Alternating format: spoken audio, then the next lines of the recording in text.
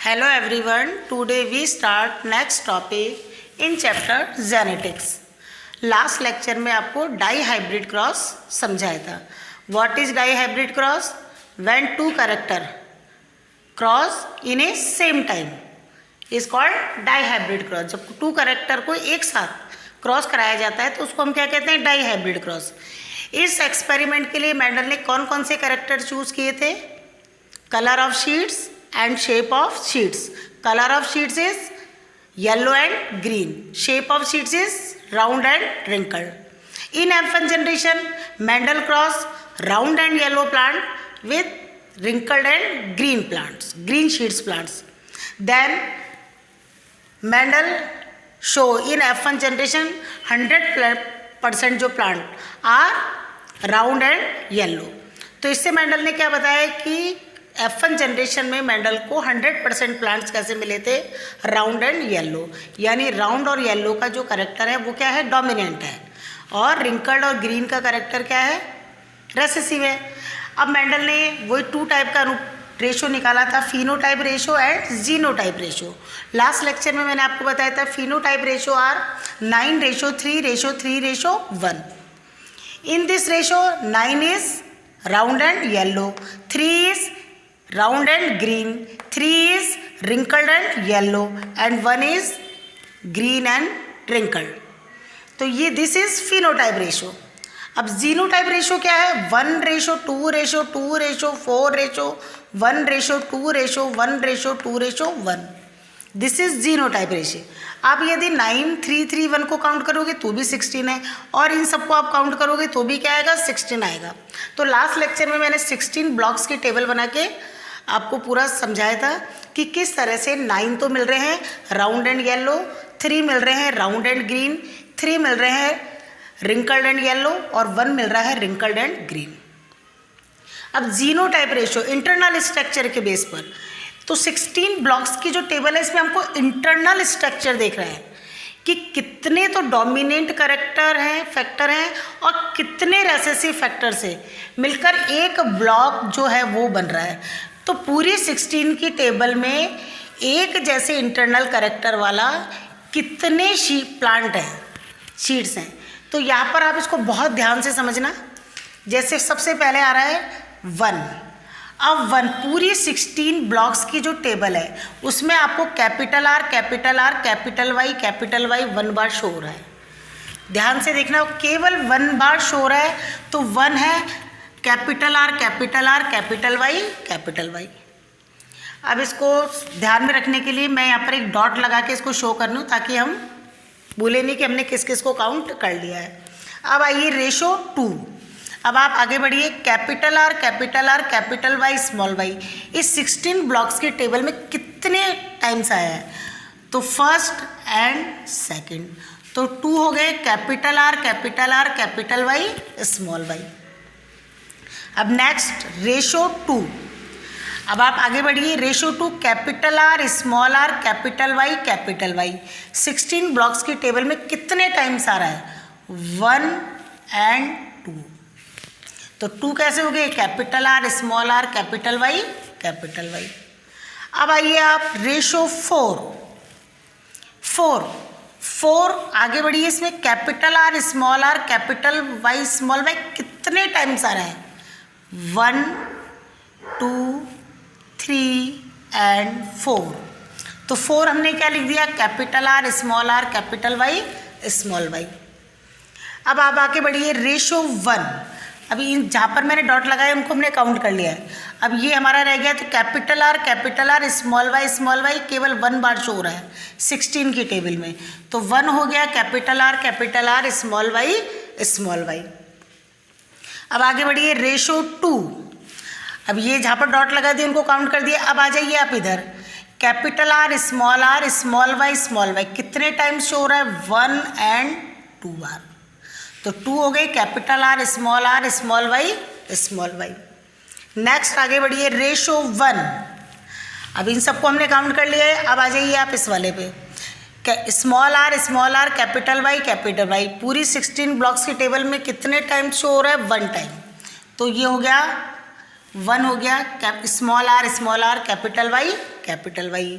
अब आइए रेशो 2, अब आगे बढ़िए आप, small r capital Y small y 2 times show हो रहा है 1 एंड 2, तो 2 हो गया आपके small r capital Y small y and ratio 1। अब सबको हमने काउंट कर लिया, अब ये रह गया है स्मॉल आर स्मॉल वाई, तो ये हो गया 1 है स्मॉल आर स्मॉल वाई। इस तरह से आपको जीनोटाइप रेशो जो है वो लिखकर आपको शो करना पड़ेगा कि इसमें 1 कैसे हैं, 2 फिर 4 फिर 1 फिर 2 फिर 1 फिर 2 फिर 1, तो इन सबको यदि आप काउंट करोगे तो कितने आएंगे, 16 आएंगे। इस तरह से हम जीनोटाइप रेशो निकालते हैं। तो ये आपके डाई हाइब्रिड क्रॉस कंप्लीट हो गया है। इसमें हमने F1 generation and F2 generation complete कर लिए। दोनों रेशो हमने निकाल लिए, phenotype and genotype ratio. Phenotype ratio जब आप लिखेंगे 9:3:3:1, तो आपको शो करना पड़ेगा 9 कैसे हैं, 3 कैसे हैं, फिर 3 कैसे हैं और 1 कैसे हैं। और जीनोटाइप रेशो जब आप लिखेंगे तो उसमें आपको पूरा शो करके बताना है कि 1 2 2 4 1 2 1 2 1 किस तरह से निकले। तो आपके जो कोर्स था इस चैप्टर में, जो आपके कोर्स में 2 टाइप के ही एक्सपेरिमेंट थे, monohybrid and dihybrid cross. अब जो नेक्स्ट टॉपिक है, रीज़न फॉर मेंडल सक्सेस, कि मेंडल ने जो एक्सपेरिमेंट किए, लॉ बनाए इनहेरिटेंसी के, उनमें सक्सेस के क्या रीज़न थे। तो फर्स्ट है Mendel study the one heredity of one character eight one time. उसने एक एक कैरेक्टर को लेकर के क्या किया, एक्सपेरिमेंट किया। पहले एक लिए फिर 2 लिए, तो टाइम टू टाइम आगे बढ़ते हुए उसने क्या करे, एक्सपेरिमेंट किए। दूसरा, Mendel very carefully perform statistical analysis of total data of his hybridization experiment. तो स्टैटिस्टिकल्स का मतलब, जैसे आपने देखा ये रेशो निकाल रहा है मेंडल, जैसे आपने मोनोहाइब्रिड में भी पढ़ा 3:1, 1:2:1, फिर बैक क्रॉस में भी आउट क्रॉस का रेशो निकाला, फिर टेस्ट क्रॉस का। तो इस तरह से उसने क्या करा, केयरफुली परफॉर्म किया और स्टैटिस्टिकल एनालिसिस का टोटल डाटा निकाला और हाइब्रिडेशन एक्सपेरिमेंट पर। नेक्स्ट था Mendel made a carefully choice of plant for his experiment. तो उसने बहुत ही केयरफुली बहुत सारे प्लांट में से पी प्लांट को क्या करा था, सेलेक्ट किया था अपने एक्सपेरिमेंट के लिए। वो आपको लास्ट लेक्चर में बता दिया था कि why is Mendel select pea plant for his experiment, कि मेंडल ने अपने एक्सपेरिमेंट के लिए पी प्लांट को ही क्यों सेलेक्ट किया था।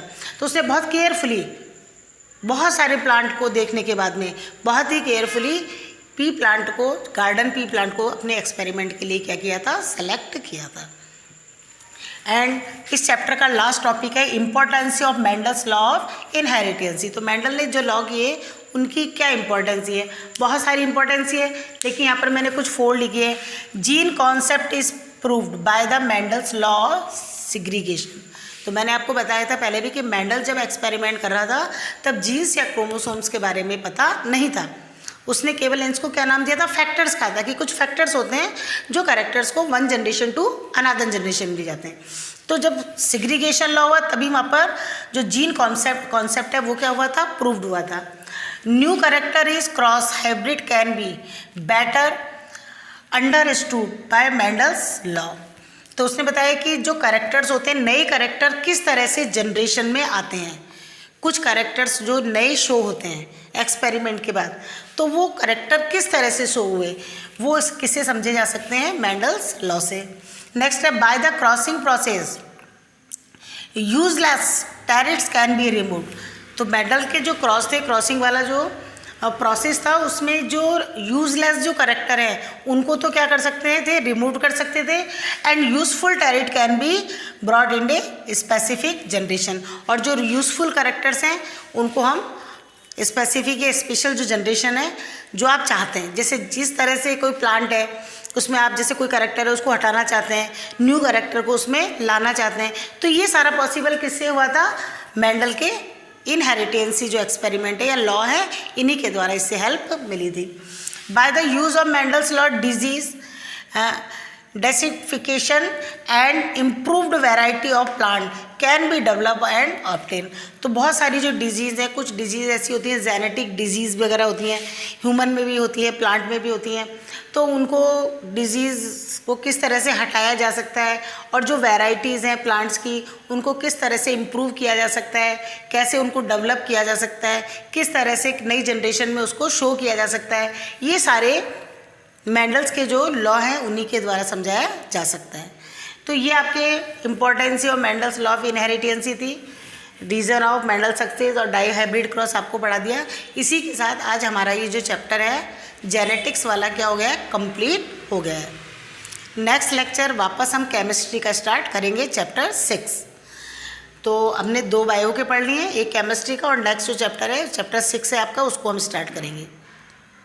केमिकल्स, रिएक्शंस, इक्वेशंस जो भी होती हैं उनके बारे में हम पढ़ेंगे। अब आपको होमवर्क में, जैसे चैप्टर आपका कंप्लीट हो गया है तो चैप्टर के पीछे के जो क्वेश्चंस हैं, शॉर्ट, वेरी शॉर्ट क्वेश्चंस, उनको आपको अपनी होमवर्क कॉपी में करने हैं।